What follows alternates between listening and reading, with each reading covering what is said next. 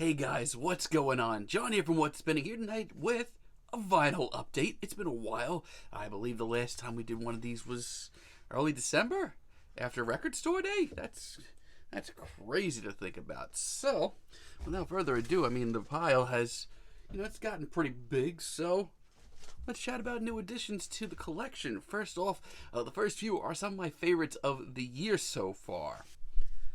First up, the nicest surprise of the year, the new DJango album, Glowing in the Dark. This is a band that I've literally never really enjoyed, at least fully up until now. They were all about singles here and there, and then this album came out. It is genuinely one of the oddest and weirdest and quirkiest pop albums and indie pop albums that I have heard all year. Really great singles, really great vocals, production's very quirky and odd. It reminds me a little bit of like MGMT's Little Dark Age, and yeah, I love the packaging on this thing. I love the sort of throwback picture we get on the back, and I'm pretty sure it's just a straight up, nothing fancy black vinyl, which it is.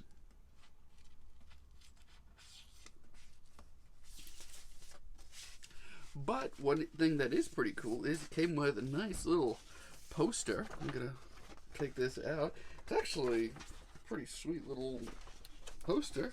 Some pretty odd designs and artwork on it. Love it.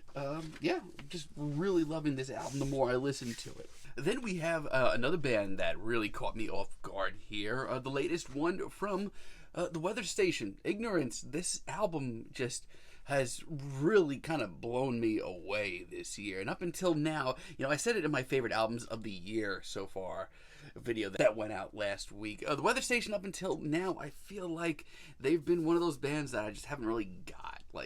I certainly, at first at least wrote them off as just another sort of rustic that is, folk band. But they've really come into their own. They came through with a really thoughtful collection of art pop tracks here.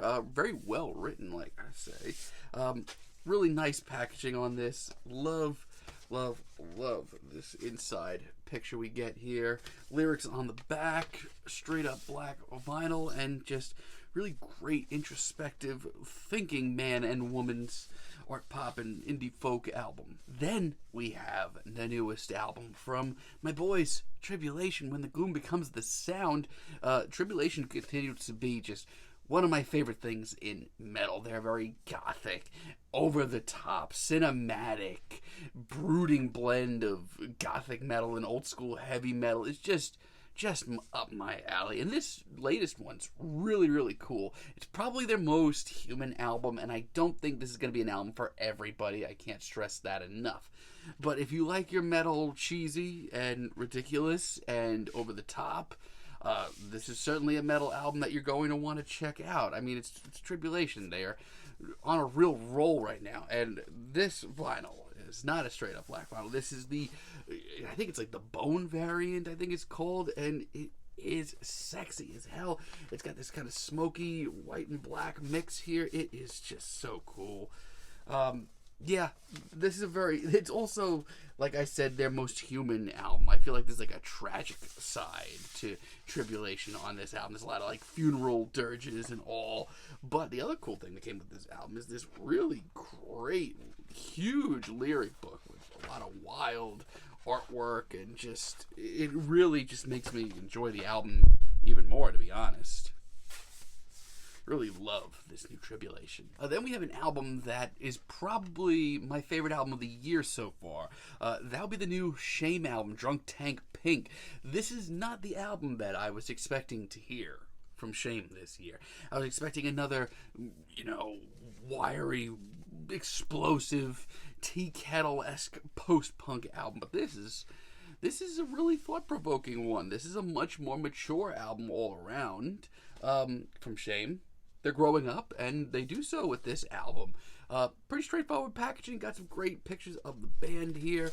Straightforward black vinyl. But yeah, the more I listen to this album, the more shocked with how mature it is. And not just lyrically, with their sound too. It shows them branching out into a more, art punk direction, bringing elements of dance punk as well. The grooves on this album are tight, man. Love this thing. I also picked up the latest from Viagra Boys, Welfare Jazz, another album that I was not expecting this to be what we heard in the long run. I was expecting just this messy, savage piece of post-punk, most like their first couple of recordings.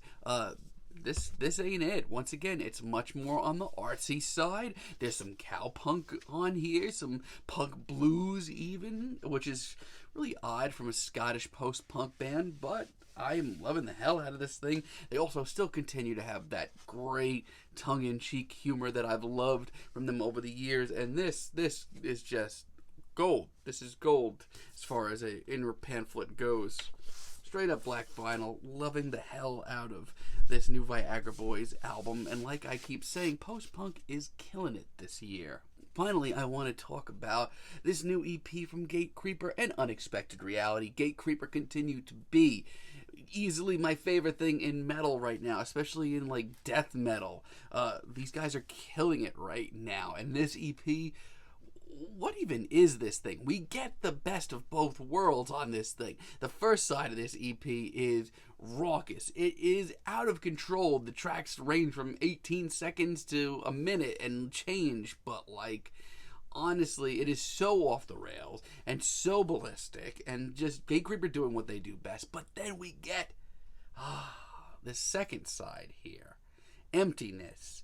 It is this 12-minute doom metal inspired, practically stoner metal inspired, blackened funeral dirge, which shows Gatecreeper pushing farther into this new direction and trying something new and nailing it. And God, I can't stop listening to this little EP or mini album, whatever it is. But yeah, I love the inner artwork on this. Love it, love it, love it. It's campy as hell. It's over the top. And I was about to say straight up black vinyl, but I would be lying, because this is like a nice maroony, muddy, kind of sloppy, but really totally Gatecreeper variant of this. It's very bloody. I don't know what variant this is, but I love it. I'm so freaking happy that I picked this up. Gatecreeper is easily one of my favorite things in metal right now. Now, for the rest of my pickups, I feel like these are just albums that I've wanted to get in the collection for quite some time, and I finally got around to doing that. First off, the latest from Touche, Amore, Lament. This, I think, is Touche Amore's best album. This is, like, I've enjoyed them for so long, and they've done well with blending genres before, blending post-hardcore and emo and screamo and so much more, but I feel like with each release, like, they just hone their sound just a little bit more. They get so much more emotionally potent. They just write their biggest and best tracks to date. This is that. This is one of my favorite albums from last year for a reason. This album absolutely rips. Very straightforward. Love, love, love this picture of the band on the inside. Got a nice lyric sheet on the back and a straightforward black vinyl. Easily one of my favorite albums of 2020. It was one of the few albums I gave a 9 to. Then we have one of my favorite Lana Del Rey albums. This is her Lust for Life album, trying to complete my Lana discography in my collection.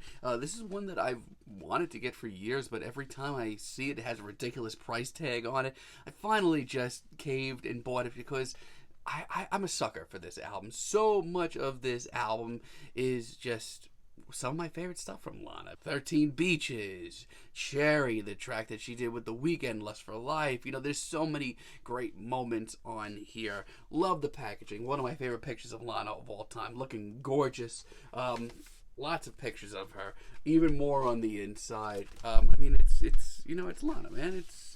It's Lana Del Rey. Some might say this is at her best. Pretty straightforward black vinyl. Of course, it's Lana Del Rey, so we're getting pictures of most likely California.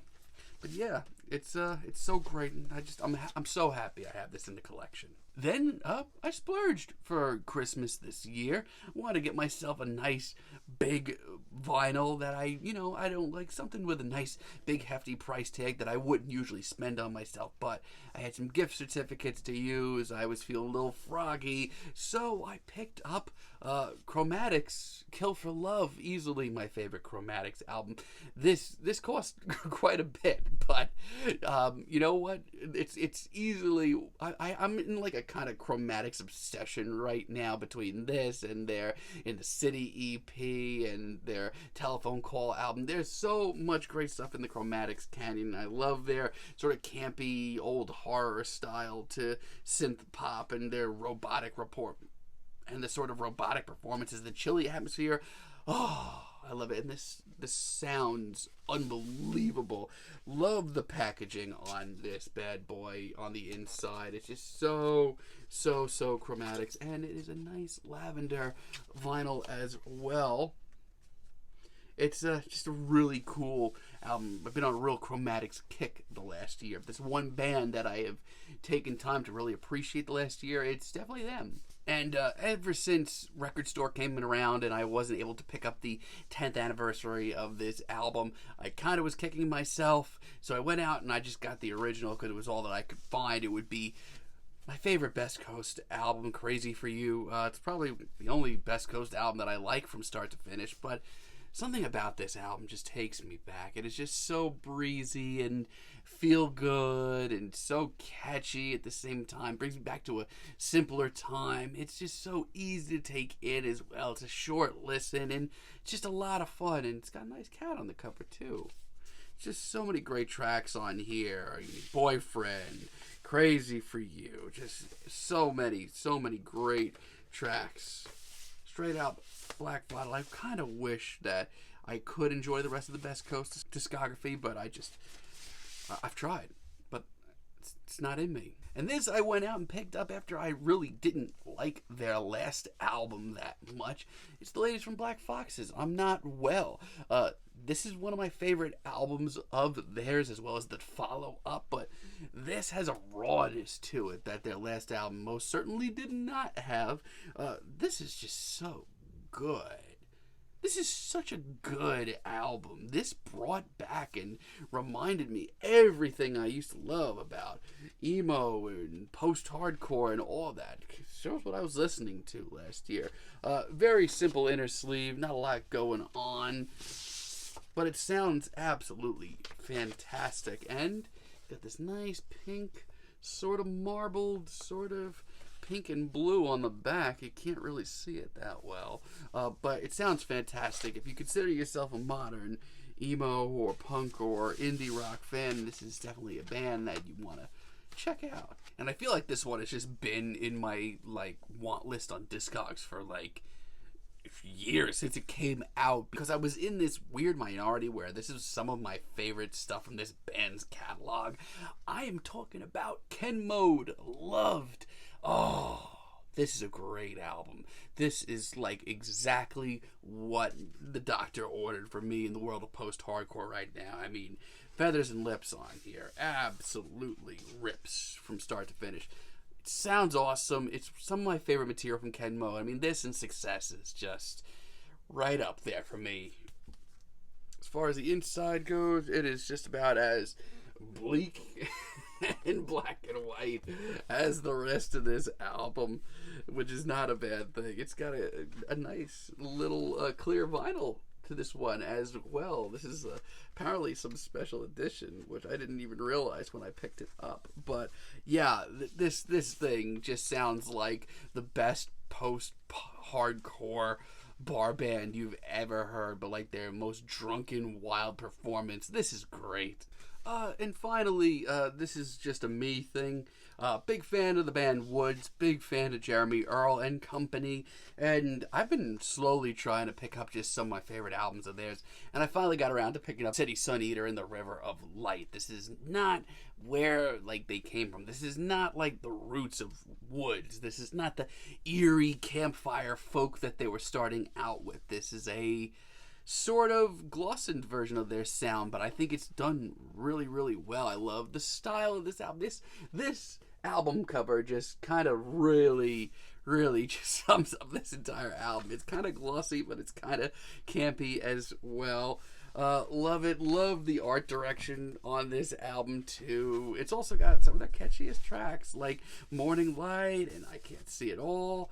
Straight up black vinyl, but listen, if you're into the campier side of indie folk and don't mind it, get a little eerie, a little spooky, definitely dive headfirst into the discography of Woods. So that's going to do it with this latest vinyl update. If you enjoyed this video, be sure to let me know. And as always, let me know what you would like for me to chat about in the future. Till next time, have a great day, guys.